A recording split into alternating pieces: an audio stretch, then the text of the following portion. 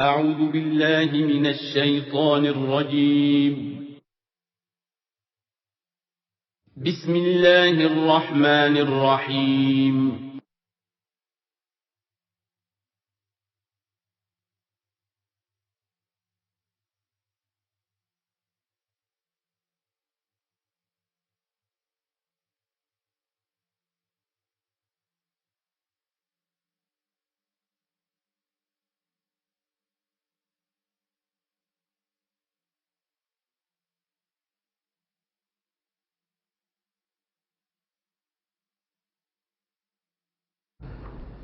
الحمد للہ وکفى والصلاة والسلام على عباده الذين اصطفى. اما بعد فقد قال الله تبارك وتعالى كما ورد في سورة الحشر: اعوذ باللہ من الشیطان الرجیم، بسم اللہ الرحمن الرحیم. ألم تر إلى الذين نافقوا يقولون لإخوانهم الذين كفروا من أهل الكتاب لئن أخرجتم لنخرجن معكم ولا نطيع فيكم أحدا أبدا وإن قوتلتم لننصرنكم والله يشهد إنهم لكاذبون. صدق اللہ العظیم. غزوہ بنی نذیر میں جو بھی رول اور کردار تھا یہود کا، ان کا جو انجام ہوا وہ سورہ حشر کی پہلے رکوع میں بیان ہو چکا ہے. ساتھ ہی یہ کہ ایک بہت اہم حکم جو ہے شریعت کا اموال فے کے بارے میں، وہ بھی پہلے رکوع میں ہم پڑھ چکے ہیں. اب اس موقع پر منافقین کا جو کردار سامنے آیا تھا دوسرے رکوع میں اس کے بارے میں گفتگو ہو رہی ہے. الم تر الی الذین نافقوا، کیا تم نے دیکھا نہیں ان لوگوں کو کہ جو منافق ہیں، جن کے دلوں میں نفاق نے ڈیرے جما لیے ہیں. یقولون لاخوانہم الذین کفروا من اہل الکتاب، وہ کہتے رہے اپنے ان بھائیوں سے کہ جو اہل کتاب میں سے جنہوں نے کفر کیا تھا. ان کے بھائی تھے، دوست تھے، ان کے تعلقات تھے جو اہل کتاب میں سے تھے، وہ کفر پر اڑے رہے. ان سے انہوں نے کہا تھا یہ لئن اخرجتم لنخرجن معکم، دیکھو اگر تمہیں کبھی مدینے سے نکالا گیا ہم تمہارے ساتھ نکلیں گے. وہ دوستیاں جو ان کے درمیان حلیفانہ روابط تھے، اگر تمہیں کہیں نکالا جائے گا تو ہم بھی نکلیں گے. وَلَا نُطِيعُ فِيكُمْ أَحَدًا أَبَدًا، اور تمہارے معاملے میں کبھی بھی ہم کسی بھی شخص کی اطاعت نہیں کریں گے. یعنی ٹھیک ہے ہم ایمان تو لے آئے ہیں، مسلمانوں میں شامل ہو گئے ہیں اور ہم محمد کا حکم مانتے بھی ہیں بعض معاملات کے اندر، لیکن یہ ہے کہ تمہارے ساتھ ہماری دوستی جو ہے وہ پختہ ہے، تمہارے ساتھ ہمارے حلیفانہ تعلقات ہیں وہ بہت قدیمی ہیں، اور تمہارے معاملے میں جو ہے ہمارا طرز عمل تبدیل نہیں ہوگا. اور اگر کوئی اقدام محمد نے صلی اللہ علیہ وسلم تمہارے خلاف کرنے کا فیصلہ کیا تو ہم اس میں ان کا ساتھ نہیں دیں گے. لَنَخْرُجَنَّ مَعَكُمْ وَلَا نُطِيعُ فِيكُمْ أَحَدًا أَبَدًا وَإِن قُوتِلْتُمْ لَنَنصُرَنَّكُمْ، اور اگر تمہارے ساتھ جنگ کی گئی تو ہم لازماً تمہاری مدد کریں گے. وَاللَّهُ يَشْهَدُ إِنَّهُمْ لَكَاذِبُونَ، اور اللہ گواہی دیتا ہے کہ وہ جھوٹ بول رہے تھے. لَئِنْ أُخْرِجُوا لَا يَخْرُجُونَ مَعَهُمْ، اگر وہ نکالے جائیں گے وہ ان کے ساتھ نہیں نکلیں گے. وَلَئِنْ قُوتِلُوا لَا يَنصُرُونَهُمْ، اور اگر ان سے جنگ کی جائے گی تو وہ ان کی مدد نہیں کریں گے.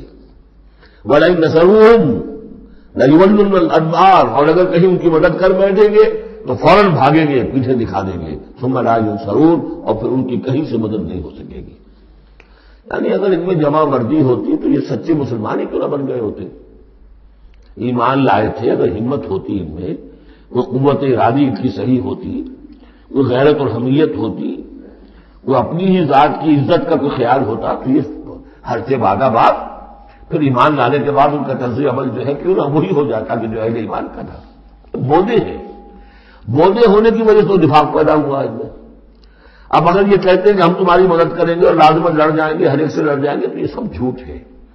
اول تو یہ کہ اگر یہ نکالے گئے تو وہ ان کے ساتھ نہیں نکلیں گے، ان سے جنگ کی گئی تو ان کا ساتھ نہیں دیں گے.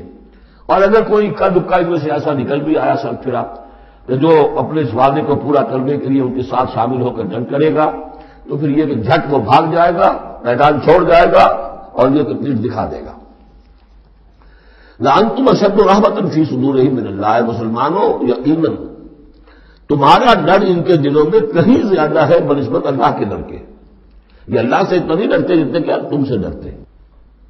ذالک بانہم قوم لا یفقہون، اور یہ اس لیے ہے کہ انہیں اصل سمجھ حاصل نہیں ہے۔ اصل سمجھ حاصل ہو تو ایمان حاصل ہو جائے، علم حقیقی حاصل ہو جائے، پھر آدمی جان لے کہ اصل زندگی تو آخرت کی زندگی ہے، دنیا کی زندگی تو کھیل کود اور تماشا ہے، اس کے سوا کچھ نہیں۔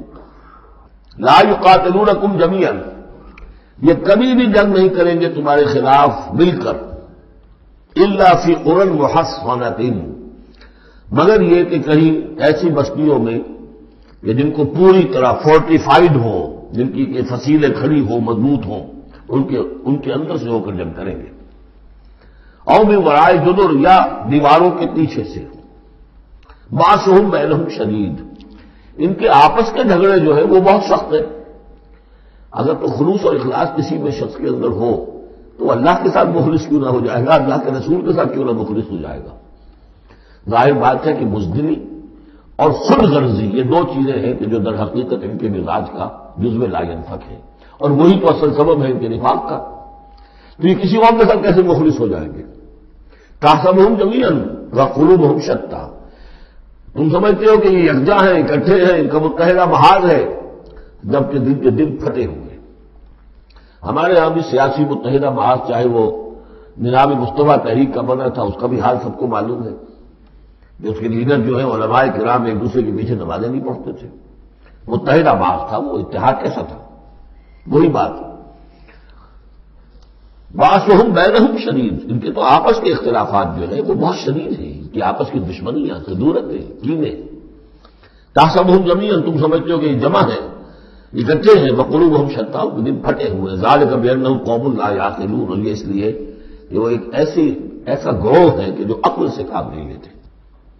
کمثل الذین من قبلہم قریبا ذاقوا وبال امرہم، جیسے قصہ ان کا ہوا جو ان سے پہلے تھے ماضی قریب میں، یعنی بنو قینقاع۔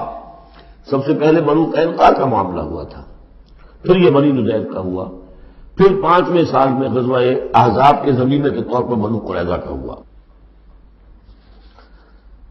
وَلَهُمْ عَذَابٌ عَلِيمٌ، ان کے لیے بہت ہی دردناک عذاب ہے۔ کمثل الشیطان، یا پھر مثال ہے شیطان کی، اذ قال للانسان اکفر، جبکہ وہ انسان سے کہتا ہے کرو کفر، فلما کفر، اور جب انسان کفر کرتا ہے قال انی بریء منک انی اخاف اللہ رب العالمین، وہ کہتا ہوں میں تم سے علیحدہ ہوں، میرا تم سے کوئی تعلق نہیں، میں تو اللہ سے ڈرتا ہوں جو تمام جہانوں کا رب اور مالک و پروردگار ہے۔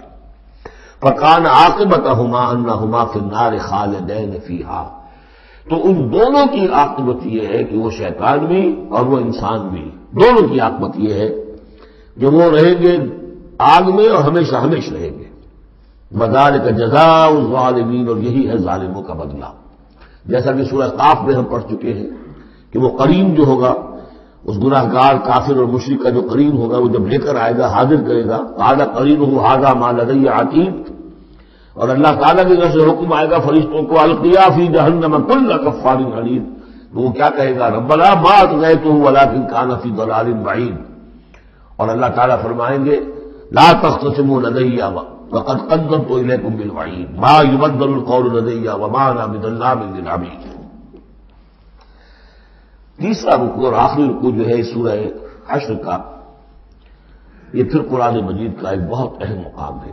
میں آج سوچ رہا تھا کہ میں بار بار جو کہتا ہوں آپ سے، یہ قرآن کا بہت اہم مقام ہے، یہ قرآن کا بہت اہم مقام ہے، اس کے لیے ایک حقیقت سمجھ لیجئے، قرآن حکیم میں تو کوئی ایک حرف اور ایک لفظ بھی غیر اہم نہیں ہے، البتہ مختلف اعتبارات سے مختلف مقامات کی ایک ریلیٹیولی زیادہ اہمیت ہے۔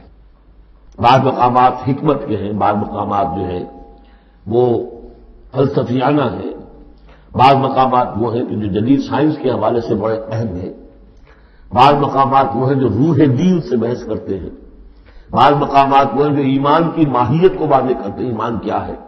اس اعتبار سے یقیناً مختلف مقامات جو ہیں وہ مختلف اعتبارات سے اور حیثیتوں سے وہ زیادہ اہمیتوں کے حامل ہیں۔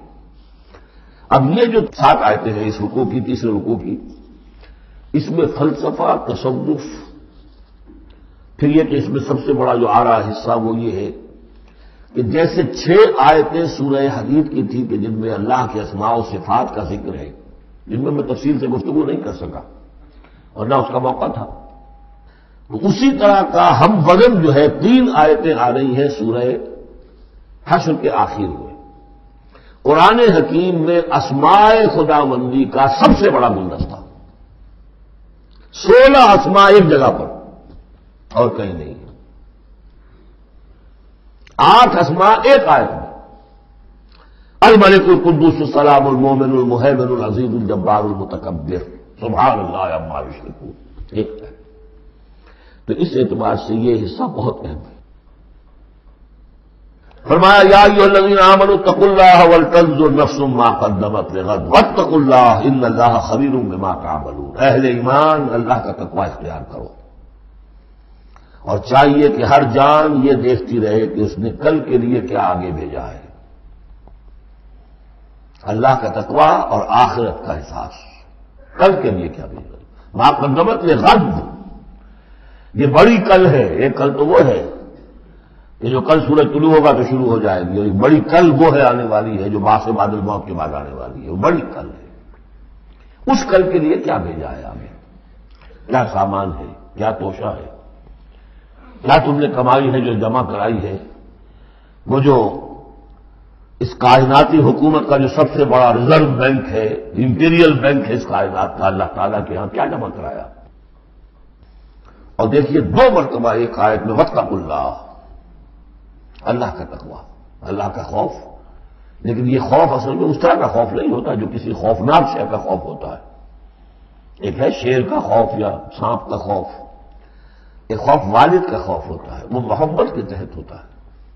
میرے والد جو ہے ناراض نہ ہو جائے, میں اپنے والد کے احساسات اور جذبات کو مجروح نہ کر بیٹھوں, وہ مایوس نہ ہو جائے مجھ سے, اللہ ناراض نہ ہو جائے, یہ خوف.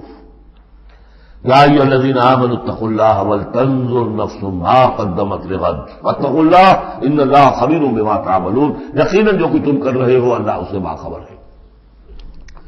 اگلی آیت ہے جسے علامہ اقبال نے قرار دیا کہ ان کے فلسفہ خودی کی سورس یہ ہے. سید نذیر نیازی نے ہمارے ہاں قرآن کانفرنس میں باقاعدہ بیان کیا, ان کے مضمون میں بھی موجود ہے یہ, کہ میں نے حضرت علامہ سے یہ سوال کیا کہ آپ کے فلسفہ خودی کے بارے میں بڑی جیبیں گوئیاں ہوتی ہیں. کوئی کہتا ہے کہ فلاں نشے سے آپ نے اخذ کر لیا ہے, فلاں سے کر لیا ہے. آپ بتائیے کہ آپ کے فلسفہ خودی کی سورس کیا ہے. تو علامہ نے فرمایا کہ اچھا کل آ جانا فلاں وقت. تو کہتے کہ میں اتنا خوش رہا کہ شاعر مشرق اور حکیم الامت مجھے یہ اعزاز بخش رہے ہیں کہ میں جاؤں گا اور وہ مجھے ڈکٹیٹ کرائیں گے کہ میرے فلسفہ خودی کی سورس کیا ہے. تو میں گیا, بہت خوش گیا, پینسل کاپی لے کر گیا. جب میں گیا تو ذرا قرآن مجید اٹھا لاؤ, تو ایک تو مجھ پر وہ ویسی پڑ گئی. پھر کہا کہ ذرا کھولو سورہ حشر نکالو اور یہ آیت پڑھو, ولا تکونوا کالذین نسوا اللہ فانساہم انفسہم اولئک ھم الفاسقون. یہ ہے میرے فلسفہ خودی کی سورس. دیکھنا مسلمانوں, ان لوگوں کی طرح نہ ہو جانا جنہوں نے اللہ کو بھلا دیا, تو اللہ نے انہیں اپنے آپ سے غافل کر دیا. فانساہم انفسہم, اس کے کیا معنی؟ کیا کوئی خدا سے غافل جو اپنے آپ کو بھول جاتا ہے؟ اپنے پیٹ کا خیال نہیں رہتا اس کو؟ اپنے جسم میں کوئی پھوڑا نکل آئے تو علاج نہیں کراتا؟ کس چیز سے غافل ہے؟ وہ اپنے جسم سے غافل نہیں, وہ اپنے حیوانی وجود سے غافل نہیں, اس کے تقاضوں سے غافل نہیں, اس کی اپکیپ, اس کی مینٹیننس, اس کی ریئر اینڈ ٹیئر کو درست کرتے رہنا, کسی چیز سے غافل نہیں. معلوم ہوا کہ اس حیوانی وجود کے علاوہ کوئی حیثیت ہے انسان کی, اصل حقیقت جس کو انسان بھول جاتا. اور یہ ہم پڑھ چکے ہیں سورہ مجادلہ کے اندر بھی الفاظ آئے تھے کہ شیطان نے انہیں اللہ کو بھلا دیا. فانساہم ذکر اللہ, استحوذ علیہم الشیطان فانساہم ذکر اللہ. شیطان نے ان پر قابو پا لیا ہے اور انہیں بھلا دیا ہے, اللہ کے ذکر سے غافل کر دیا ہے. تو جو لوگ اللہ کو بھلا دیتے ہیں وہ اپنے آپ سے, اپنی اصل حقیقت سے غافل ہو جاتے ہیں. وہ اپنے آپ کو کیا سمجھتے ہیں؟ حیوان. اور آج کا ہماری جو تہذیب کا جو مرکزی نقطہ ہے آج کا گلوبل سویلائزیشن کا, کہ انسان میرا حیوان ہے, اور اس میں سب سے بڑا پارٹ پلے کیا ہے ڈاروین کے نظریہ انتقام نے. حیوان جیسے اور حیوان ہے ویسا حیوان انسان ہے. اتنا ہی فرق ہے نا جتنا گھوڑا اور گدھا.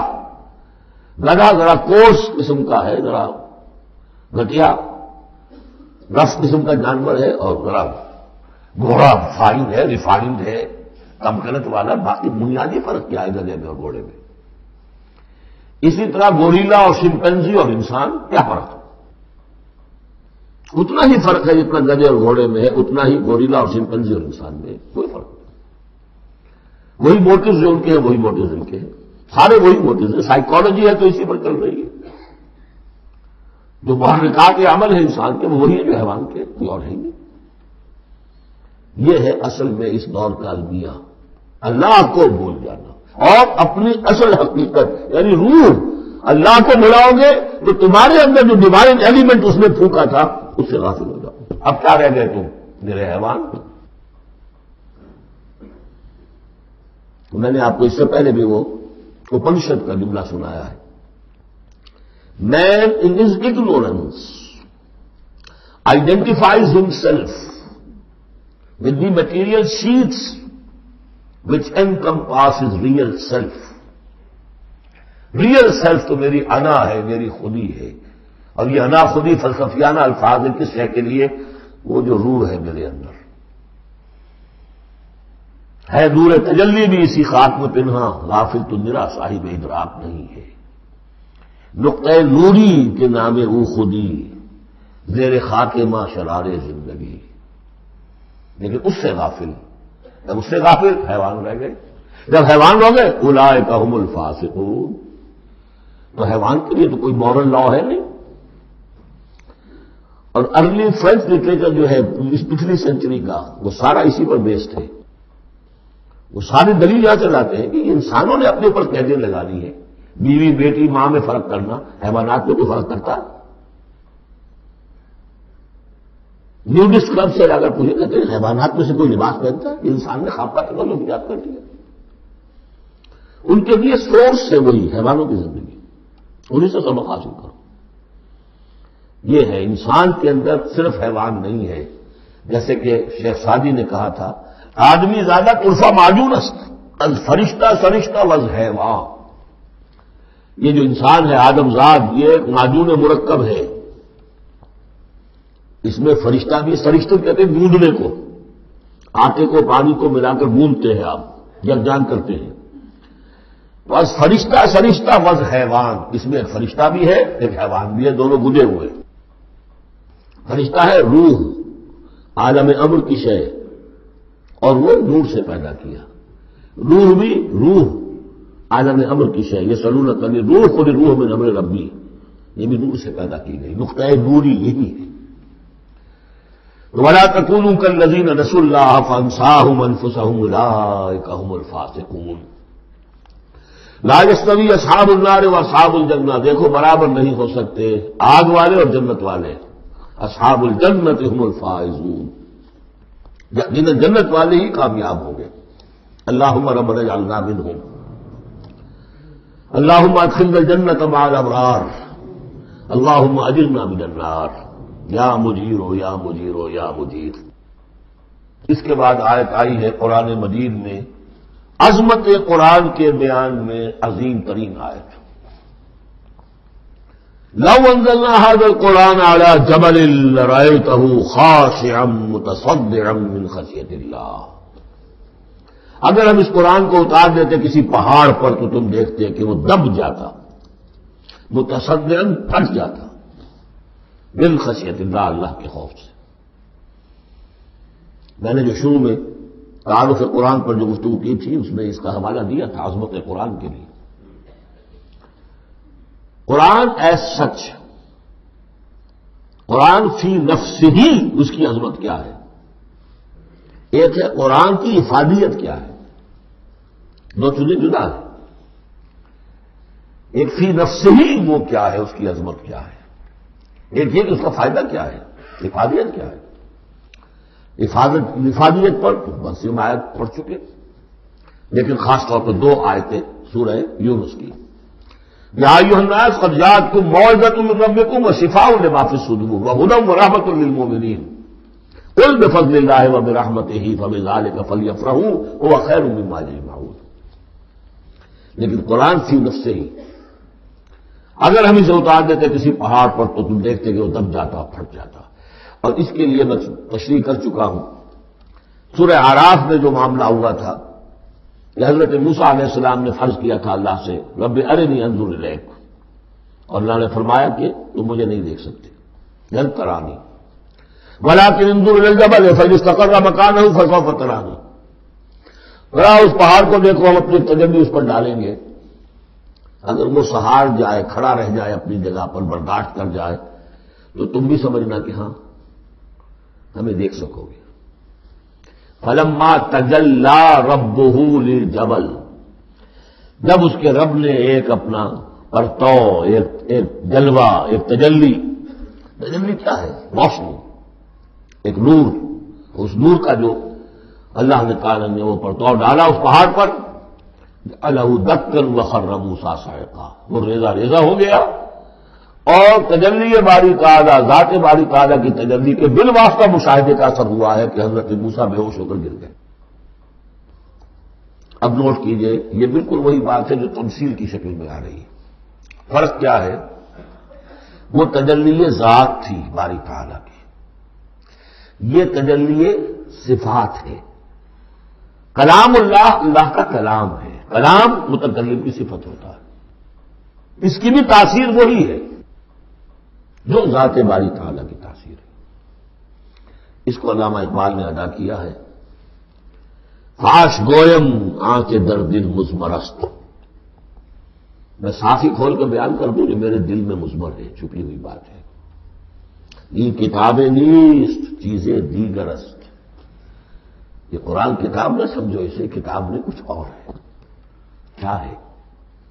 مثل حق پنہاؤ ہم پیداست. آج ہم نے وہ آیت بھی پڑھ لی، الظاہر والباطن، اللہ الظاہر بھی ہے الباطن بھی ہے. تو ذات باری تعالیٰ جیسے الظاہر بھی ہے الباطن بھی ہے، اسی طرح مثل حق پنہا وہ ہم پیداست، یہ چھپا ہوا بھی ہے اور ظاہر بھی ہے، سامنے بھی ہے.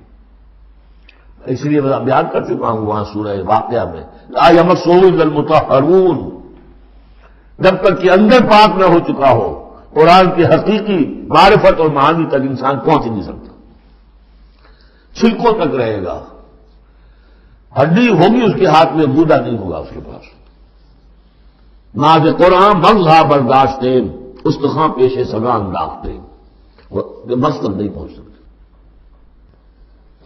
وہ ہے اصل میں قرآن مجید کا معاملہ کہ تجلی صفات باری تعالی صفت ہے کلام کی، اور کلام میں آپ کو معلوم ہے متکلم کی پوری شخصیت جو ہے منعکس ہو جاتی ہے.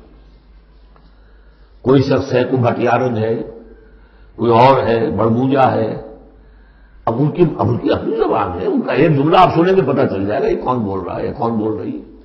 اس لیے کہ پوری شخصیت، ان کا ذہن و فکر کا حدود اربع، ان کی تہذیب و تمدن کے ساتھ کس درجے ان کا کوئی تعلق ہے یا نہیں ہے، سب واضح ہو جائے گا. کانچ بازی راگ پایا. اللہ کا کلام ہے. لو انزلنا هذا القرآن على جبل لرأيته خاشعا متصدعا من خشية الله وتلك الأمثال نضربها للناس لعلهم يتفكرون. اور یہ مثالیں ہیں جو ہم لوگوں کے لیے بیان کرتے ہیں تاکہ وہ فکر کریں، غور کریں، سوچیں. اب یہاں سے وہ 3 آیتیں شروع ہو رہی ہیں، وہاں 6 تھیں. صفات اور اسماء ہمارے ہاں جو ایمان کے لیے جو یاد کیے ہوں گے آپ نے، اگر اللہ تعالیٰ نے بچپن میں یہ موقع آپ کو دیا ہو، تو ایمان مجمل، ایمان مفصل. ایمان مجمل کے الفاظ کیا ہے؟ آمنت باللہ کما ہوا باسمائہ و صفاتہ وقبلت جمیع احکامہ.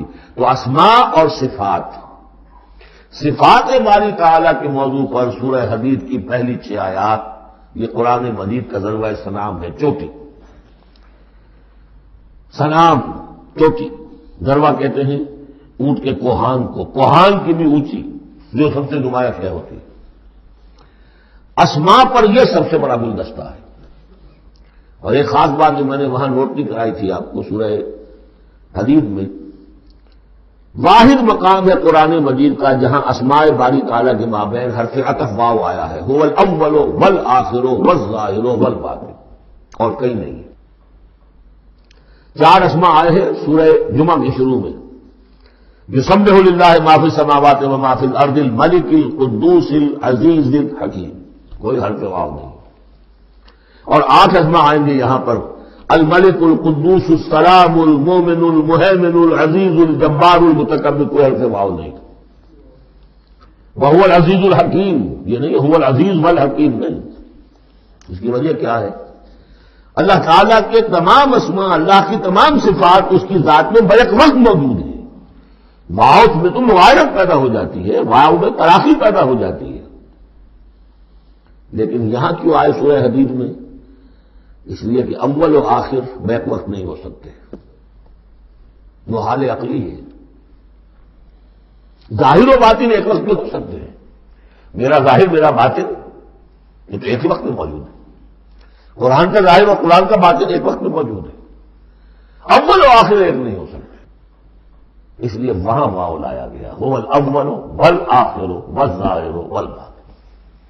بہرحال اب یہاں پر نوٹ کیجیے، هو اللہ الذی لا الہ الا هو، وہی ہے اللہ جس کے سوا کوئی الہ نہیں، عالم الغیب والشہادہ، جاننے والا ہے کھلے کا اور چھپے کا، وہ بھی جو تمہارے سامنے ہے اور وہ بھی کہ جو تمہاری نگاہوں سے پوشیدہ ہے۔ اس لیے کہ غیب اور شہادہ جو ہے یہ ہمارے اعتبار سے، اللہ کے اعتبار سے نہیں، وہی ہے اللہ کے جس کے سوا کوئی الہ نہیں۔ هو اللہ الذی لا الہ الا هو عالم الغیب والشہادہ، یہ بھی ایک نام کی حیثیت سے شمار ہوتا ہے، جو اسماء 99 گنے جاتے ہیں، عالم الغیب والشہادہ یہ ایک نام ہے اللہ کا۔ اور میں عرض کر رہا تھا کہ اللہ کے لیے سب شہادہ ہی شہادہ، غیب ہے ہی نہیں، اس نقطے کو یہاں سمجھ لیجیے، اس لیے کہ سورہ جن میں آئے گا پھر دوبارہ اور بہت اہم طریقے پر آئے گا۔ جب قرآن میں غیب اور شہادہ کا لفظ آتا ہے وہ ہمارے اعتبار سے، کہ ہمارے لیے ایک چیز وہ ہے کہ جو ہمارے حواس خمسہ کی گرفت کے دائرے کے اندر آ جاتی ہے، چاہے وہ ٹیلیسکوپ سے آئی ہے اور چاہے وہ مائکروسکوپ سے آئی ہے، لیکن دیکھنے والی شے ہماری آنکھ ہے۔ غیب وہ ہے جو ہم سے چھپا لیا گیا، جنت ہے، دوزخ ہے، آخرت ہے، فرشتے ہیں، خود سب سے بڑی ذات باری تعالی ہے، لیکن اللہ ہر شے کا جاننے والا ہے۔ وہ الرحمن الرحیم، وہ رحمان ہے اور رحیم ہے، اس پر سورہ فاتحہ کو پڑھتے ہوئے میں نے وضاحت کی تھی۔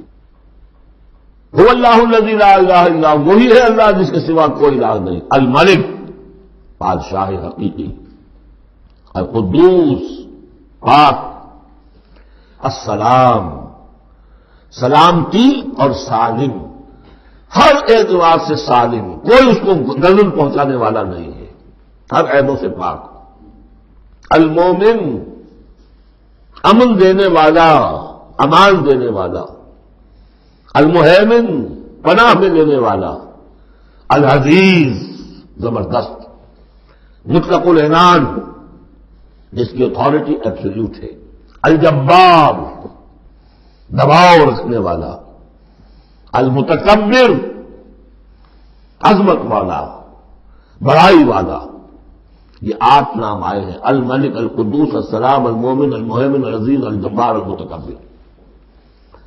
سبحان اللہ عما یشرکون، اللہ پاک ہے ان تمام چیزوں سے جو یہ شرک کرتے ہیں۔ هو اللہ الخالق البارئ المصور، وہی ہے اللہ، اب 3 نام اور آگے، الخالق الباری المصور، ان میں خاص ربط ہے۔ خلق، اس میں سب سے پہلے اگر ہم اپنے اوپر قیاس کریں تو پہلے کوئی شے بنانے سے پہلے ذہن میں ایک نقشہ بنتا ہے، بڑھئی نے میز بنانی ہے، اس کے ذہن میں میز کا نقشہ پہلے بن چکا ہے، کرسی بنانی، کرسی کا نقشہ بن چکا ہے، یہ اس کی ذہنی تخلیق ہے، پھر وہ اسے ظاہر کرتا ہے عالم واقعہ میں، وہ لکڑی کی میز بنا کر اسے واقعہ نمایاں کر دیتا ہے، لے آتا ہے، پھر اس کی تصویر، فنیشنگ ٹچز، اس کے رنگ روغن، یہ تینوں مرحلے ایک ہی پروسیس کے ہیں۔ اللہ نے تخلیق فرمائی، پھر اس کو ظاہر کیا، عدم کے پردے سے نکال کر اور وجود کے پردے میں لے آیا، باری بڑا کہتے ظاہر کرنے والا، من قبل ان نبرأہا، اس سے پہلے کہ ہم اسے ظاہر کریں، ما اصاب من مصیبت فی الارض ولا فی انفسکم الا فی کتاب من قبل ان نبرأہا، سورہ حدید میں آیت پڑھ چکے ہیں۔ وہی ہے الخالق الباری المصور، لہ الاسماء الحسنی، تمام اچھے نام اسی کے ہیں۔ یسبح لہ ما فی السماوات والارض، یہاں نوٹ کر لیجئے، یسبح لہ ما فی السماوات وما فی الارض نہیں ہے، یسبح لہ ما فی السماوات والارض۔ سورہ حدید کے شروع میں تھا سبح للہ ما فی السماوات والارض، سورہ حشر میں آیا سبح للہ ما فی السماوات وما فی الارض۔ یہاں یسبح للہ ما فی السماوات والارض، اور پھر 2 مرتبہ آئے گا یسبح للہ ما فی السماوات وما فی الارض، سورہ جمعہ کے شروع میں بھی، سورہ تغابن کے شروع میں بھی۔ وَهُوَ الْعَزِيزُ الْحَكِيمُ، دیکھیے اس سورہ مبارکہ کی خاص خصوصیت یہ ہے، شروع بھی ہوئی تسبیح کے ساتھ، اختتام بھی تسبیح کے ساتھ، شروع میں بھی العزیز الحکیم، زبردست حکمت والا، آخر میں بھی العزیز الحکیم۔ سورۃ الممتحنہ، بسم اللہ الرحمن الرحیم۔ سورہ ممتحنہ کا جو زمانہ نزول ہے معین کر لیجئے، یہ ان 2 رکوعوں کے ساتھ سمجھیے کہ جو سورہ توبہ میں ہم نے پڑھے، دوسرا اور تیسرا رکوع۔ فتح مکہ سے پہلے جو کچھ رد و قضا چل رہی تھی کہ نہیں کرنا چاہیے، کاہے کے لیے فوج کشی کر رہے ہیں، اور اس پر پھر جو اللہ تعالیٰ کی طرف سے جو تبصرہ آیا، منافقین تھے یا ضعفاء تھے، ان کے اعتراضات کے جواب دیے گئے، آخر مکے والے کتنے ہی برے صحیح، بہرحال وہ حرم کی خدمت کرتے ہیں، لہذا ان کا ایک نیکی کا مقام بھی ہے، وہ ساری دلیلیں ہم پڑھ چکے ہیں۔ سورہ توبہ رکوع 2 اور 3، یہ بھی 2 رکوع ہیں۔ اسی موقع پر ایک بہت مخلص مومن صحابی، ان سے ایک بہت بڑی غلطی ہو گئی۔ حضرت حاتب ابن ابی بلتع رضی اللہ تعالی عنہ، بدری ہیں، ان کے گھر والے، ان کا پورا کنبہ ابھی مکے میں تھا، اور ان کا کوئی وہاں پہ رشتہ دار ایسے نہیں تھے کہ جو ان کی حفاظت کر سکے۔ انہیں یہ اندیشہ ہوا کہ اگر واقعی اب جنگ ہو گئی اور اگر ہم جا رہے ہیں مکے پر چڑھائی کرنے کے لیے، تو پھر یہ ہے کہ مکے میں جو مشرکین ہیں، کفار ہیں، وہ میرے بچوں کو، میرے گھر والوں کو شدید نقصان پہنچا سکتے ہیں، لہٰذا میں ان کے ساتھ کوئی نیکی کروں تاکہ میرے اس احسان کو پیش نظر رکھ کر وہ میرے گھر والوں کا لحاظ کریں۔ انہوں نے خط لکھا مکے والوں کے نام، اور اس میں گویا کہ وہ سیکریٹ جو ہے وہ لیک کر دیا کہ محمد اب تم پر چڑھائی کرنے والے ہیں صلی اللہ علیہ وسلم۔ یہ احسان دھرا۔ ایک عورت کو وہ خط دیا، اس عورت نے اس خط کو اپنی چٹیا میں باندھ لیا تاکہ تلاشی لی جائے تو کہیں سے نکلے نہ، اور وہ عورت وہ خط لے کر روانہ ہو گئی۔ ادھر حضور کو اللہ تعالیٰ نے وحی سے مطلع کر دیا، حضور نے بھیجا حضرت علی اور ان کے ساتھ ایک اور صاحب کہ جاؤ فلاں جگہ اس وقت وہ عورت ہوگی، تم جا کے اس کو وہاں ٹھہری ہوئی ہے راستے میں کسی منزل میں، اس کے پاس خط ہے، وہ لے کے آؤ۔ وہاں پہنچی، عورت موجود تھی، محمد رسول اللہ کی دی ہوئی خبر تو غلط نہیں ہو سکتی تھی، اس سے پوچھا نہیں قتل نہیں، اس کی جو تلاشی لی تو کہیں نہیں نکلے۔ پھر حضرت علی نے دھمکی دی، دیکھو ہمیں ہمارے نبی نے بتایا ہے تمہارے پاس خط ہے، جھوٹا نہیں ہو سکتا وہ، یا تو تم سیدھی سیدھی خط مجھے نکال دو ورنہ میں تمہیں برہنہ کر کے تمہاری تلاشی لوں گا۔ بہرحال یہ دھمکی سن کر وہ پھر اس نے کھول کے اپنی چٹیا اور نکال کے دے دی، وہ خط لے کے آ گئے۔ اب وہ راز کھل گیا، ابی بلتع کو بلایا، حاتب نے ابی بلتع کو مان لیا کہ حضور یہ میرا خط ہے۔ حضرت علی نے کہا کہ یا حضرت عمر نے کہ آپ مجھے اجازت دیں کہ میں اس کی گردن مار دوں ابھی؟ آپ نے فرمایا نہیں، حاتب بدری ہے، بدریوں کے تمام اللہ تعالیٰ پچھلے اگلے گناہ معاف کر چکا ہے، تو اس کی وہ جو فضیلت ہے اس کی وجہ سے جو خطا ہو گئی اللہ معاف کرے گا۔ وہ ہے اصل میں کشاکش پس منظر میں جس میں کہ یہ صورت نازل ہو رہی ہے۔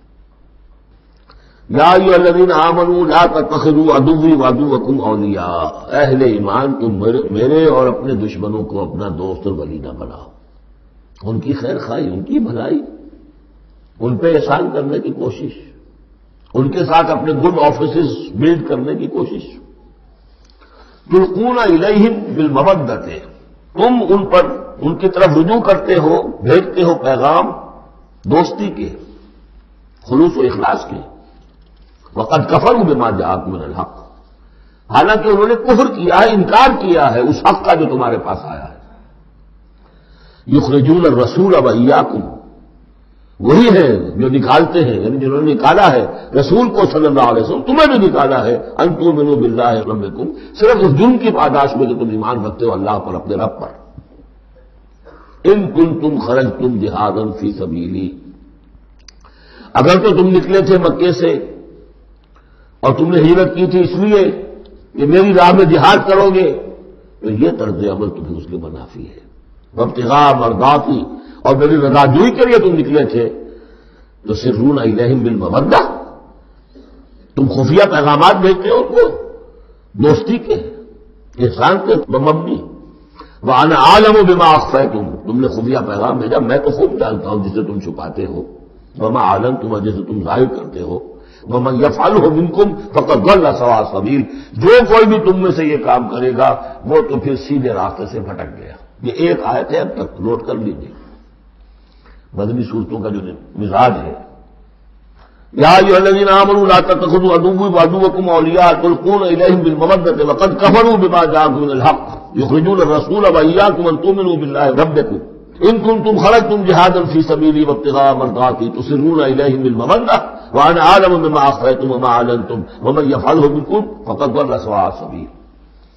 ان یثقفوکم یکونوا لکم اعداء، اگر وہ کہیں تمہیں پا لیں، یعنی تم ان کے ہاتھ لگ جاؤ، ہتھے چڑھ جاؤ، وہ تمہارے ساتھ دشمنی کریں گے۔ وَيَبْسُطُوا إِلَيْهِمْ أَيْدِيَهُمْ، اپنے ہاتھ بڑھائیں گے تمہاری طرف، وَأَلْسِنَتَهُمْ، اور اپنی زبانیں، بِالسُّوءِ، برے ارادے کے ساتھ تمہیں نقصان پہنچائیں گے، ان کی زبانیں بھی ان کے ہاتھ بھی۔ وَوَدُّوا لَوْ تَكْفُرُونَ، اور ان کی خواہش ہوگی شدید کہ کسی طرح تم بھی دوبارہ کافر ہو جاؤ۔ لَن تَنفَعَكُمْ أَرْحَامُكُمْ، تمہیں ہرگز نفع نہیں پہنچائیں گے تمہارے رحمی رشتے، وَلَا أَوْلَادُكُمْ، نہ تمہاری اولادیں، یوم القیامہ، قیامت کے دن، یفصل بینکم، اللہ فیصلہ کر دے گا تمہارے مابین، واللہ بما تعملون بصیر، اور جو کچھ تم کر رہے ہو اللہ اسے دیکھ رہا ہے۔ قد کانت لکم اسوۃ حسنۃ فی ابراہیم والذین معہ، تمہارے لیے ایک اچھا نمونہ ہے، بہت عمدہ ماڈل ہے، اسوہ حسنہ ہے، فی ابراہیم والذین معہ، ابراہیم اور ان کے ساتھیوں کے معاملے میں، ان کی شخصیتوں کی صورت میں۔ اس قالوا لقومہم، جبکہ انہوں نے کہا اپنی قوم سے، برملا کہہ دیا، انا براء منکم، ہم بری ہیں تم سے، ومما تعبدون من دون اللہ، اور جن کو بھی تم پوج رہے ہو اللہ کے سوا، ہمارا ان سے کوئی رشتہ نہیں، کوئی تعلق نہیں، ہم اعلان برات کر رہے ہیں ان سے۔ کفرنا بکم، ہم منکر ہوئے تم سے بھی، وبدا بیننا وبینکم العداوۃ والبغضاء ابدا، اور اب تمہارے اور ہمارے مابین عداوت اور بغض اور بیر شروع ہو چکا ہے، اب یہ ہمیشہ باقی رہے گا، حتیٰ تؤمنوا باللہ وحدہ، جب تک کہ تم ایمان نہ لاؤ اللہ پر توحید کے ساتھ، یعنی جب تک اس طرح ننگی تلوار نہ بن جائے ایک مومن۔ حزب اللہ کو ننگی تلوار بننا پڑتا ہے، رشتوں کو کاٹنا پڑتا ہے، وَلَوْ كَانُوا آبَاءَهُمْ أَوْ أَبْنَاءَهُمْ أَوْ إِخْوَانَهُمْ أَوْ عَشِيرَتَهُمْ، سورہ مجادلہ میں پڑھا ہے ابھی۔ تو یہ حضرت ابراہیم علیہ السلام کا معاملہ، الا قول ابراہیم لأبیہ لأستغفرن لک، سوائے اس کے کہ ابراہیم نے وعدہ کیا تھا اپنے باپ سے کہ میں آپ کے لیے ضرور استغفار کروں گا۔ یہ سورہ مریم میں ہم پڑھا ہے، جب اس نے کہا تھا کہ تم نکل جاؤ، واہجرنی ملیہ، اراغب انت عن آلہتی یا ابراہیم لئن لم تنتہ لارجمنک واہجرنی ملیہ، حضرت ابراہیم نے کیا کہا تھا؟ سلام علیک ساستغفر لک ربی انہ کان بی حفیہ، میں آپ کے لیے ابا جان، میں اپنے اللہ سے دعا کروں گا، استغفار کروں گا۔ وما املک لک من اللہ من شیء، مجھے اختیار کوئی نہیں ہے آپ کے بارے میں اللہ کے ہاں، کچھ نہیں، آخری اختیار اللہ کا ہے۔ ربنا علیک توکلنا والیک انبنا والیک المصیر، پروردگار ہم نے تجھی پر توکل کیا اور الیک انبنا، اور تیری طرف رجوع کیا، والیک المصیر، اور تیری طرف لوٹ جانا ہے۔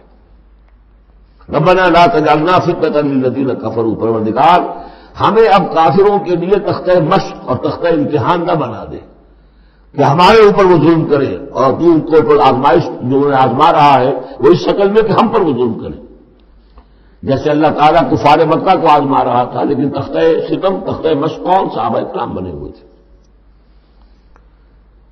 واغفر لنا، اور ہمیں بخش دے، انک انت العزیز الحکیم، یقیناً تو ہی ہے سب کچھ زبردست اور حکمت والا۔ اب یہاں نوٹ کر لیجئے کہ سورہ توبہ میں آ چکا ہے کہ حضرت ابراہیم نے آخر میں آ کر تبرأ منہ، جب انہوں نے معلوم ہو گیا کہ میرا باپ تو دشمن ہے، اللہ کا دشمن ہے، تو برات کی۔ یہ آیتیں جو ہیں یہ سن 8 میں فتح مکہ سے قبل نازل ہو رہی ہیں۔ حاتم بن بلتع کا واقعہ ہے، ابھی مکے تک روانگی نہیں ہوئی ہے، اور وہ آیتیں جو ہیں وہ سن 9 میں نازل ہو رہی ہیں، اس کے بھی ذی قعدہ کے بھی بعد، جبکہ واپس آ گئے حضور صلی اللہ علیہ وسلم تبوک سے، لہذا وہ ہوگی محکم، اور یہ بات جو ہے اس کے پہلے یہ گویا کتابیں رہیں گی۔ لقد کان لکم فیہم اسوۃ حسنۃ، تمہارے لیے یقیناً ان کی ذات میں، ان کے رویے میں، ان کے طرز عمل میں ایک اچھا نمونہ ہے، لمن کان یرجو اللہ والیوم الآخر، لیکن کس کے لیے؟ کہ جو اللہ کی بھی امید، ملاقات کی امید رکھتے ہو اور یوم آخر سے ڈرتے ہو۔ بالکل یہی الفاظ وہاں آئے تھے، لقد کان لکم فی رسول اللہ اسوۃ حسنۃ لمن کان یرجو اللہ والیوم الآخر وذکر اللہ کثیرا، یہ سورہ احزاب میں ہم پڑھ چکے ہیں۔ حضور کی شخصیت، آپ کی سیرت اسوہ کاملہ ہے، لیکن فائدہ کون اٹھائیں گے؟ فائدہ صرف وہی اٹھا سکیں گے کہ جو اللہ پر بھی ایمان رکھتے ہوں، آخرت پر بھی ایمان رکھتے ہوں، اور کثرت کے ساتھ اللہ کا ذکر کرتے ہوں۔ اسی طریقے سے یہاں لقد کان لکم فیہم اسوۃ حسنۃ لمن کان یرجو اللہ والیوم الآخر ومن یتولی فإن اللہ هو الغنی الحمید، اور جو منہ پھیر لے، پیٹھ موڑ لے، اللہ غنی ہے، حمید ہے، اللہ کو کسی کی پرواہ نہیں، کوئی احتیاج نہیں۔ اب آخری مسئلہ آ رہا ہے خاص طور پر بعض خواتین کا۔ ہوا یہ تھا کہ صلح حدیبیہ میں طے ہو گیا تھا، جو سن 6 میں ہوئی، کہ مکے سے اگر کوئی مسلمان بھاگ کر جائے گا مدینے تو آپ کو واپس کرنا ہوگا، اور مدینے سے اگر کوئی مسلمان مرتد ہو کر واپس آئے مکے تو ہم واپس نہیں کریں گے، یہ شرط تھی، اور شرط مان لی تھی حضور نے۔ اس کے بعد معاملہ پیش آ گیا چند خواتین کا۔ اب ظاہر بات ہے کہ اب خواتین جو ہے ان میں سے کوئی مدینے آ گئی، مطالبہ ہوا ان کا واپس کریں، جو مسلمان تھی ایمان لے آئی تھی، حضور نے فرمایا نہیں، وہ مردوں پر بحث تھی، ساری گفتگو جو ہوئی تھی وہ رجال سے متعلق تھی، نساء کی نہیں، لہذا ان کو واپس نہیں کیا جائے گا، اور نہیں کیا گیا۔ لیکن یہ کہ اب جو وہاں سے خواتین آ رہی ہیں کہہ رہی ہے کہ ہم تو صاحب ایمان ہیں، اس لیے ہم ہجرت کر کے مکے سے آ گئی ہیں یہاں۔ اندیشہ یہ تھا کہ ان میں کہیں جاسوس نہ آ رہے ہوں، مکے والے جو ہیں ان کے ذریعے سے کچھ اسکینڈلائز نہ کریں ہماری سوسائٹی کو، کچھ کر نہیں سکتے، لہذا ان کا معاملہ کیا کیا جائے۔ پھر یہ کہ ان کے شوہر تو وہاں ہیں، شادی تو وہاں ہوئی ہوئی ہے ان کی، تو آیا یہ اب یہاں مسلمانوں کے لیے حلال ہے اس درجے میں کہ وہ ان سے نکاح کر سکیں، یا وہ رشتہ برقرار رہے گا؟ کافر جو ہے ان کی بیویاں یہ مسلمان ہو گئی، یہ آ گئی۔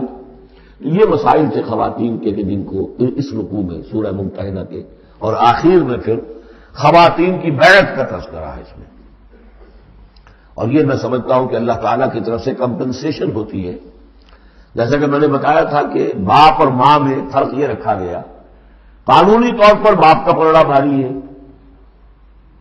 باپ طلاق دے سکتا ہے ماں کو، ماں تو خلا ہی لے سکتی ہے، طلاق دے نہیں سکتی، اور اگر طلاق ہو جائے گی تو اولاد باپ کی شمار ہوگی، ماں کی نہیں، یہ قرآن کا قانون ہے۔ لیکن دوسری طرف ماں کی خدمت 3 درجے زیادہ ضروری ہے باپ سے، خدمت میں 3 درجے فائد کر دیا ماں کو، اور کہا کہ جنت اس کے قدموں تلے۔ تو کمپنسیشن ہوتی ہے، کسی ایک جگہ پر کمی ہے تو دوسری جگہ اس کو، اسی کا نام بیلنس ہے۔ یہ ترازو کے یہ دونوں جو ہے اگر بازو جو ہے یہ برابر ہے تو ایک سے ادھر ڈالیں گے، ایک سے ادھر ڈالیں گے، ترازو کی ڈنڈی سیدھی رہے گی۔ ایک چھوٹا ہے ایک بڑا ہے تو چھوٹے میں ہم زیادہ ڈالنا پڑے گا اور بڑے میں کم، تب وہ تو یہ بیلنس تو تب ہوگا کہ وہ جو کمی ہے اس کو پیش نظر رکھیں۔ یہ ہے معاملہ جو یہاں پہ بیان ہوا۔ وہ بیلنس کیا کیا اللہ تعالیٰ نے؟ مردوں کی بیعت کا قرآن میں ذکر ہے، اس کا متن قرآن میں کہیں نہیں ہے۔ بیعت عقبہ اولیٰ کا کیا متن تھا، بیعت عقبہ ثانیہ کا متن کیا تھا، کیا بیعت ہوئی تھی، کیا الفاظ تھے، بیعت رضوان کے موقع پہ کیا جو الفاظ کا تھے، کہیں نہیں، قرآن میں نہیں، احادیث میں مل جائیں گے۔ خواتین کی بیعت کو یہ فضیلت دے دی کہ اس کا پورا متن بھی قرآن مجید میں موجود ہے۔ فرمایا اصل اللہ یجعل بینکم و بین الذین عادیتم منہم مودہ، ہو سکتا ہے مسلمانوں کہ جو تمہارے اور جن کے مابین دشمنی پڑ گئی ہے اللہ تعالیٰ تمہارے مابین پھر دوستی پیدا کر دے. کیسے پیدا کر دے وہی مان لیا تو اخوانکم فی الدین. اور کوئی زیادہ دور تو نہیں تھا مرحلہ. فتح مکہ کے بعد سن 9 میں وہ آیات آئی کہ 4 مہینے کی مہلت ہے، اس میں ایمان نہیں لاؤ گے تو گردنیں اڑا دی جائیں گی. سب کے سب لوگ ایمان لے آئے تو اب ہو گئے بھائی اخوانکم فی الدین. اصل اللہ یجعل بینکم و بین الذین عادیتم منہم مودۃ واللہ قدیر واللہ غفور رحیم. اللہ ہر شے پر قادر ہے اور غفور ہے اور رحیم ہے. لا ینہاکم اللہ عن الذین لم یقاتلوکم. اللہ تعالیٰ تمہیں ان لوگوں سے نہیں روکتا کہ جنہوں نے تم سے کبھی جنگ نہیں کی فی الدین، دین کے معاملے میں. ولم یخرجوکم من دیارکم، اور نہ تمہیں نکالا تمہارے گھروں سے. ان تبروہم وتقسطوا الیہم، کہ تم ان کے ساتھ کوئی بھلائی کرو یا انصاف کا معاملہ کرو. یہاں بھی ولایت کا معاملہ نہیں ہے. کافر کو ولی نہیں بنایا جا سکتا، پشت پناہ، مددگار، حمایتی، قلبی محبت نہیں ہو سکتی، لیکن کوئی نیک سلوک کرنا، کوئی بھلائی کرنا، اس میں کوئی اعتراض نہیں. کافروں کے ساتھ کرو. جو غیر حربی ہے، جس کے ساتھ جنگ نہیں ہے، جس نے کبھی آپ کے خلاف آپ کے کسی دشمن کی مدد نہیں کی ہے، اس کا معاملہ مختلف رہے گا. ان اللہ یحب المقسطین، اللہ تعالیٰ انصاف کرنے والوں کو پسند کرتا ہے. انما ینہاکم اللہ عن الذین قاتلوکم فی الدین، تمہیں اللہ روک رہا ہے ان سے کہ جنہوں نے تم سے جنگ کی ہے دین کے معاملے میں، دین کی وجہ سے. واخرجوکم من دیارکم، نکالا ہے تمہیں تمہارے گھروں سے. وظاہروا علی اخراجکم، اور انہوں نے گٹھ جوڑ کیا ہے تمہارے نکالنے پر، ایک دوسرے کی مدد کی ہے. ان تولوہم، کہ تم ان کے ساتھ ولایت، باہمی ولایت، باہمی کا رشتہ قائم کرو، اس سے روکا ہے. ومن یتولہم، اور جو کوئی ان کے ساتھ دوستی کرے گا، فاولئک ھم الظالمون، تو وہی لوگ ہیں جو ظالم ہیں. یا ایھا الذین آمنوا، یہاں سے خواتین کا معاملہ. یا ایھا الذین آمنوا اذا جاءکم المؤمنات مہاجرات، اہل ایمان جب تمہارے پاس آئے مومن خواتین ہجرت کر کے، فامتحنوہن، تو ذرا امتحان دے لیا کرو، دیکھ بھال کر لیا کرو یہ واقعی مومن ہے. کچھ تھوڑی سی انٹروگیشن ہو، سرسری سی اندازہ ہو جائے. لیکن اللہ اعلم بایمانہن، باقی یہ کہ اللہ تعالیٰ بہتر جانتا ہے کسی کے دل میں ایمان ہے یا نہیں ہے. آپ کے لیے ناممکن ہے کہ آپ اس کی صحیح تفتیش کر سکیں، تاہم پھر بھی کسی درجے میں ایک احتیاطی تدبیر اختیار کرو کہ دیکھ لیا کرو کہ وہ واقعتاً ایمان والی ہے. فَإِنْ عَلِمْتُمُوهُنَّ مُؤْمِنَاتٍ، پھر اگر تم دیکھو کہ وہ مومن ہے، واقعتاً مومن ہے، فَلَا تَرْجِعُوهُنَّ إِلَى الْكُفَّارِ، تو اب انہیں لوٹاؤ نہیں کفار کی طرف. لَا هُنَّ حِلٌّ لَهُمْ، نہ وہ اب ان کافروں کے لیے حلال رہی ہے، وَلَا هُمْ يَحِلُّونَ لَهُنَّ، نہ وہ ان کے لیے حلال ہے. وَآتُوهُمْ مَا أَنفَقُوا، جو کچھ انہوں نے خرچ کیا تھا، مہر دیا تھا، وہ لوٹا دو، یہاں سے دے دو، بھجوا دو. فلاں کافر، اس کی بیوی مسلمان ہو گئی، یہاں آ گئی ہے، اب یہاں تعلق ازدواج ختم ہوا، جو مہر تم نے دیا تھا وہ واپس کر رہے ہیں. دیکھیے یہ ہے عدل و انصاف.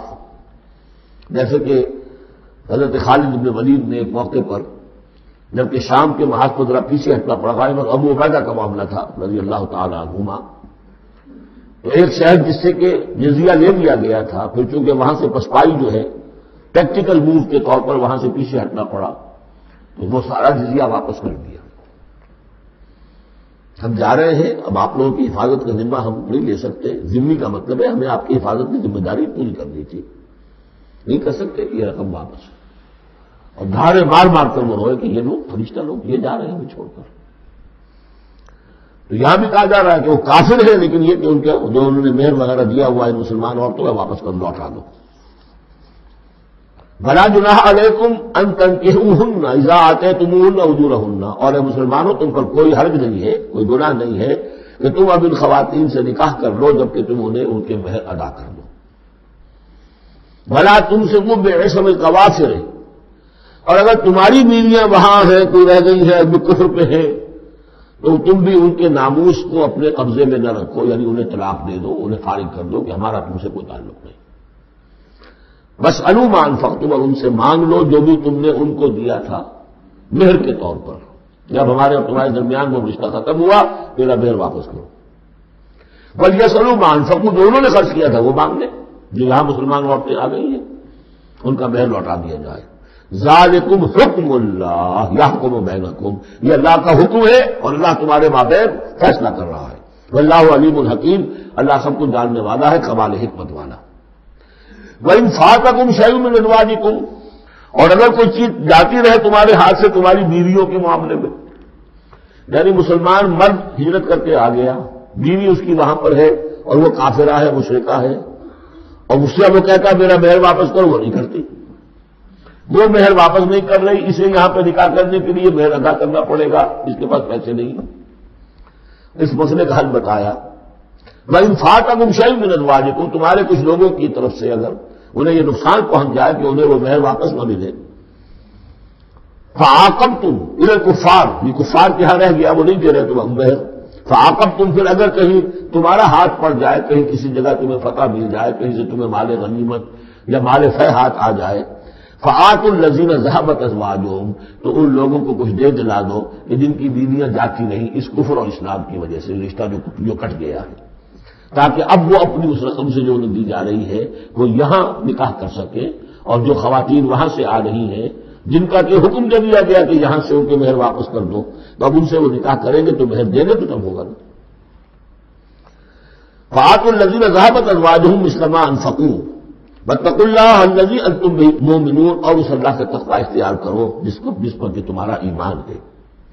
یا ایھا النبی، اے نبی صلی اللہ علیہ وسلم، اذا جاءک المؤمنات یبایعنک، جب آپ کے پاس آئیں مومن خواتین آپ سے بیعت کرتی ہوئی، علی لا یشرکن باللہ شیئا، پہلی چیز یہ ہے کہ وہ عہد کریں کہ وہ اللہ کے ساتھ کسی شے کو شریک نہیں کریں گی، ولا یسرقنا، دوسری ہے کہ چوری نہیں کریں گی، ولا یزنینا، کوئی بدکاری نہیں کریں گی، ولا یقتلن اولادہن، اپنی اولاد کو قتل نہیں کریں گی، ولا یاتینا ببہتان یفترینہ بین ایدیہن وارجلہن، اور نہ ہی وہ کوئی ایسا طوفان باندھیں گی، وہ بہتان لگائیں گی جو ان کے ہاتھوں اور پاؤں کے مابین سے ہو، سیکشول سکینڈلز، کوئی عورت جو تہمت لگا دے کسی کے اوپر اس نے میری آبرو ریزی کی ہے یا اس نے کسی اور اعتبار سے، یہ چیزیں بھی نہیں ہوں، اور یہ ہوتا رہا ہے، انبیاء تک کے ساتھ ہوا ہے۔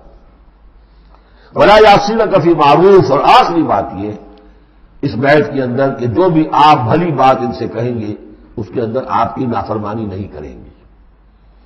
یہ ہے آرٹیکل آف بیعہ خواتین کے لیے۔ فبایعہن، تو اے نبی ان کی بیعت قبول کر لیجیے، انہیں بیعت کر لیجیے اپنے سے، واستغفر لہن اللہ، اور ان کے ساتھ ان کے لیے اللہ تعالیٰ سے استغفار کیجیے، ان اللہ غفور الرحیم، یقیناً اللہ غفور الرحیم ہے۔ اب یہاں نوٹ کر لیجیے کہ جو بیعت مردوں سے لی گئی بیعت عقبہ ثانیہ، بیعت عقبہ اولیٰ جو تھی وہ تقریباً یہی تھی، اسی لیے اس کو بیعت النساء بھی کہتے ہیں، پہلی بیعت۔ ابھی جو ہے وہ کوئی ایسی شکل سامنے نہیں تھی کہ کوئی جماعت کی تشکیل ہو رہی ہو، جماعت بنانی ہو، اور ہمارے ہاں جو بھی صوفیاء ہیں جو بیعت لیتے ہیں وہ بھی تقریباً اسی کو دلیل بناتے ہیں، بیعت عقبہ اولیٰ اور بیعت النساء، وہ اسی بات کا عہد لیتے ہیں، شرک نہیں کروں گا، یہ نہیں کروں گا، چوری نہیں کروں گا، نیکی کے کام کروں گا، وغیرہ وغیرہ۔ تو صوفیاء کی بیعت، خواتین کی بیعت اور بیعت عقبہ اولیٰ تقریباً یہ ہے۔ لیکن وہ بیعت جس سے کہ جماعتی زندگی وجود میں آئی وہ بیعت عقبہ ثانیہ ہے۔ حضرت عبادہ بن صامت رضی اللہ تعالیٰ عنہ سے اس کی پورا اس کا ٹیکسٹ جو ہے وہ موجود ہے، متفق علیہ حدیث ہے، جس کو بخاری میں بھی ہے، مسلم میں بھی ہے۔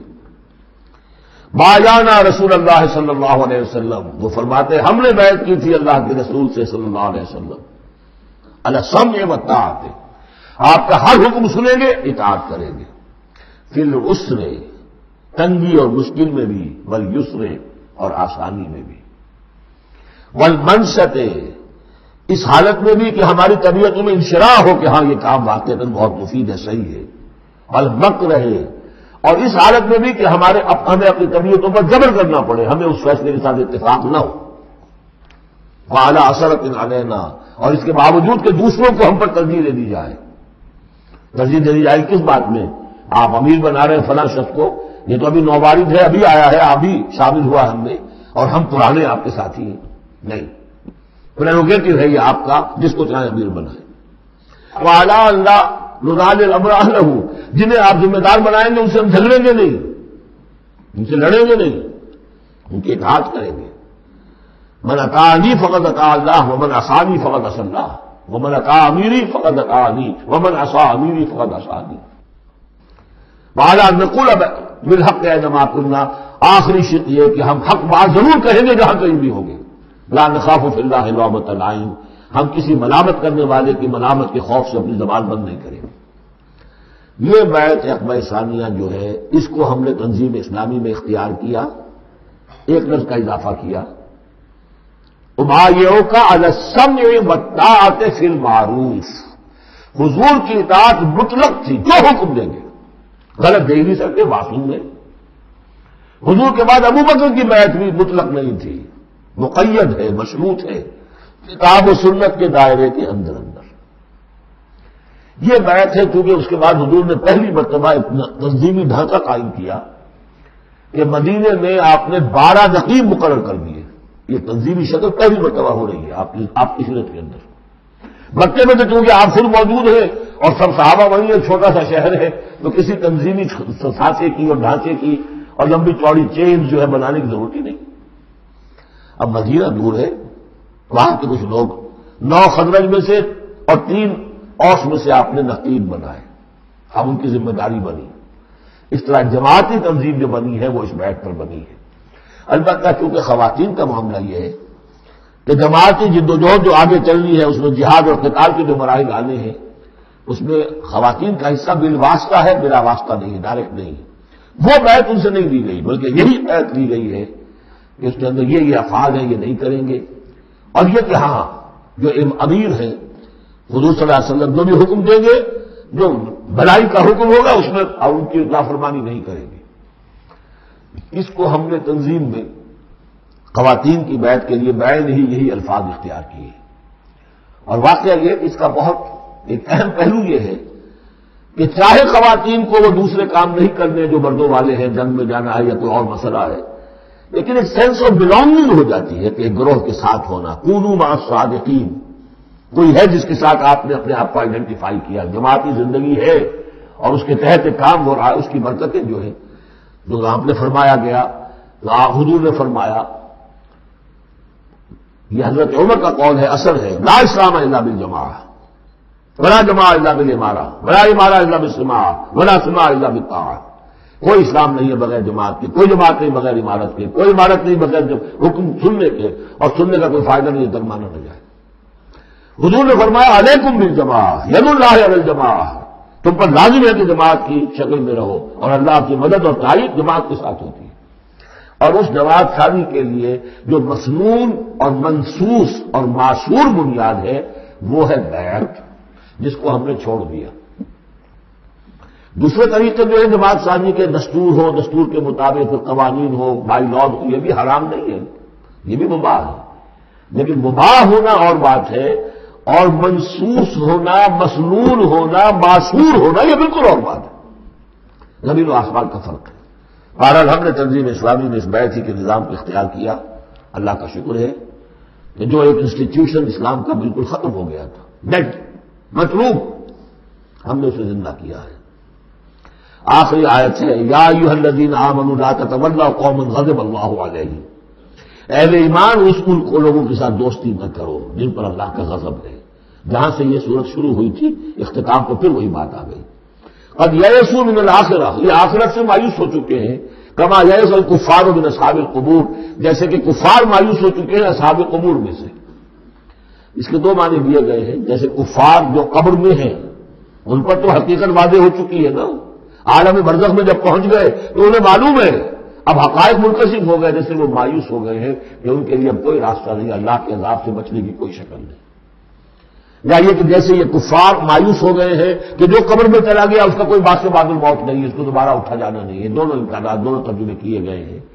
تو تم ان لوگوں کی طرح نہ ہو جاؤ تو مایوس ہو چکے ہیں یہ لوگ اللہ کی رحمت سے. یہ لوگ جو ہے یہ جو یہودی ہیں اور ان کے ساتھ تمہاری دوستی درست نہیں ہے. بارک اللہ لی ولکم فی القرآن العظیم ونفعنی وإیاکم بالآیات وذکر الحکیم.